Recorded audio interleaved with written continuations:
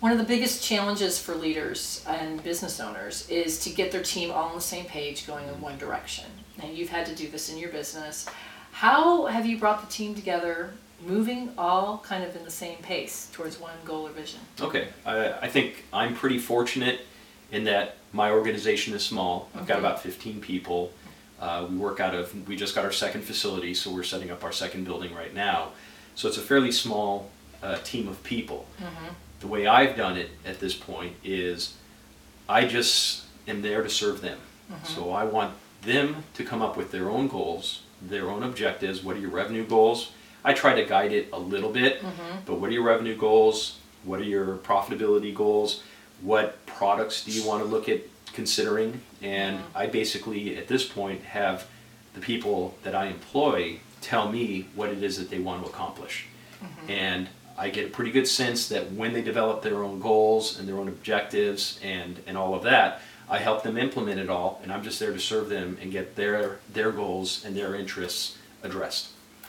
Do you find that all their goals and interests tend to converge and move the company in the right direction? I mean, do you ever struggle with, you've got 5 different goals and they're going to take the company in 5 different directions? Well, I tend to make sure that I get pretty narrow with the goals and with the objectives. Okay. So I try to narrow it down to like 2 or 3, right? And we do it, everyone will throw out maybe 10 different ideas, and then I'll typically do kind of like a multi-vote type scenario so that we come up with the top 3, and then everyone kind of agrees, and by that point in time, as everyone's talked through it and voted through the process, I tend to get a lot of support for the goals and objectives at that point. Okay, so what you're talking about now is getting the group to decide on group goals. Correct. Okay, so that makes sense. So you pull everyone together, right?